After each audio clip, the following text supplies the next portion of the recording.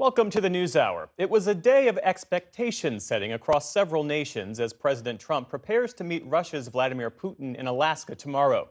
Both struck optimistic notes, but their first encounter of Mr. Trump's second term unfolds against the backdrop of Russia's war in Ukraine, now in its fourth year. For his part, Ukrainian President Zelensky continued a tour of European capitals, drumming up support today in London. His fraught relationship with President Trump is no secret, but the two spoke yesterday alongside many European leaders in preparation for tomorrow's summit. As Nick Schifrin reports, the stakes are high and the odds of success may be long. Today in the eastern Ukrainian city of Pokrovsk, a Russian tank obliterated what was already ruins. Rubble pounded further into dust, making Ukrainian President Volodymyr Zelensky's meeting today with British Prime Minister Keir Starmer more urgent to discuss security guarantees for Ukraine and more than $1 billion worth of European weapons. The Europeans have rallied this week to press President Trump that any deal made with Putin start with a ceasefire, and only Zelensky will decide whether to swap land with Russia. I think it's going to be very interesting. We're going to find out where everybody stands. Today, President Trump admitted there's a 25% chance the summit could fail, but predicted the meeting would be a pivot point in history. And if it's a bad meeting, it'll end very quickly. And if it's a good meeting, we're going to end up getting peace in the pretty near future. Today, Russian President Vladimir Putin embraced the optimistic outlook. The stage we are at with the current American administration, which, as everyone knows, is making, in my opinion, quite energetic and sincere efforts to stop the hostilities.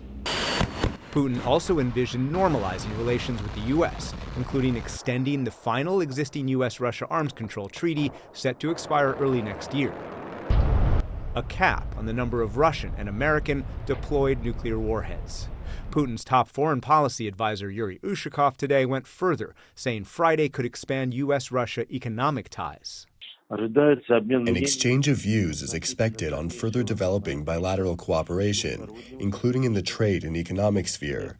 I would like to note that this cooperation has huge and unfortunately hitherto untapped potential. But U.S. officials tell PBS NewsHour while President Trump is interested in those other topics, Friday is focused on ending the war in Ukraine.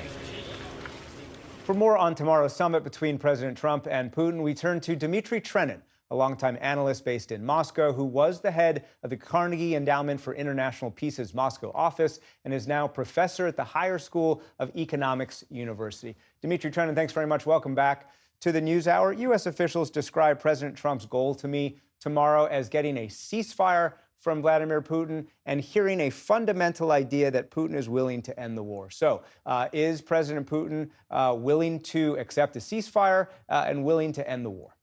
Well, I think that from the Russian perspective, the agenda of the meeting in Alaska is much broader. There is an element, a huge element of that, that deals with Ukraine. And then there's a lot interest in discussing the future of the badly damaged U.S.-Russian relations. Now, in the Russian thinking, a ceasefire is a very important element of the resolution of the conflict. But it cannot be the only element, and it cannot come first. So just to be clear, that position that the ceasefire should not come first is not acceptable to Ukraine. So do you believe that Russia believes that it can make a deal with the United States, even if that deal is unacceptable to Ukraine? Well, Russia is talking, or President Putin will be talking to the President of the United States. And it is a bilateral meeting. And they will discuss a lot of issues, including Ukraine. But this is not, at this point, this is not the place to discuss the situation with the Ukrainians and the Europeans. Even if there were a ceasefire, would President Putin, would Russia be willing to stop where it is today? Russia has declared the entire territories of the new Russia, the 4 regions in the southeast of Ukraine, as Russia's constitutional territory. And it's a stated goal of Russia to have those territories in full incorporated into the Russian Federation. But again, does Russia expect a conversation with the United States to come up with some kind of deal, including a land swap, that we already know Ukraine will reject? I think that time will come when Ukraine will have to accept the realities. And I think that Ukraine will recognize at some point the truth that its security and its future existence actually depend on a good relationship with Russia. We've talked about the map, we've talked about these regions, but for Russia, is this really about the map? Is it not more about the nature of Kyiv's future, whether that's the size of the military that it can yield, its support from the West, or in fact, its membership in Western institutions? Well, I think it means, well, the territorial issue is part of the bigger picture. But that bigger picture includes, and I think that this is far more important than any territorial changes, the security aspect. And security aspect for Russia means exactly no NATO membership for Ukraine and no NATO in Ukraine.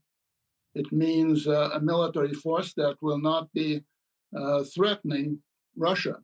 You mentioned the threat that Russia sees posed by Ukraine's military. Of course, Ukraine sees the long-term threat posed by Russia's military. President Trump has talked to European leaders about security guarantees for Ukraine, whether that's a level of military support or whether that's punishment on Russia if it were to launch another full-scale war against Ukraine. Is Russia at the point where it could accept some kind of what the West calls security guarantees for Ukraine to make a deal? Well, I think a good security guarantee for Ukraine would be strict neutrality between Russia and NATO. That's the best security guarantee you can think of, which would lead to a correct, normal, and productive relationship with Russia, as well as with the West, but excluding the military dimension.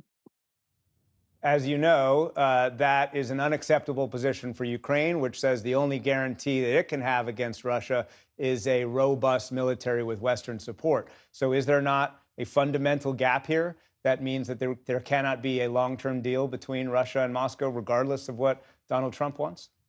Well, at this point, I don't think that Ukraine is ready to face up to the realities and the potential future of this conflict. But I'm sure that at some point, they will have to face up to those things and accept the reality. Dmitry Trenin, thank you very much. You're welcome.